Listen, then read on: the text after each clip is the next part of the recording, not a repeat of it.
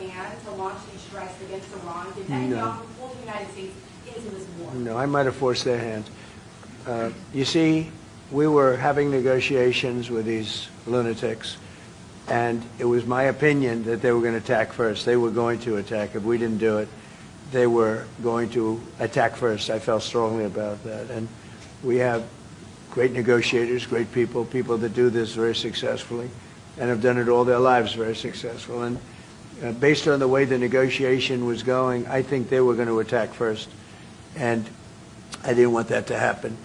So if anything, I might have forced Israel's hand. For the most trusted source of news and information, visit our website at www.bomboradio.com. Follow us on Bombo Radio mobile app, Facebook, YouTube, TikTok, and X, formerly Twitter.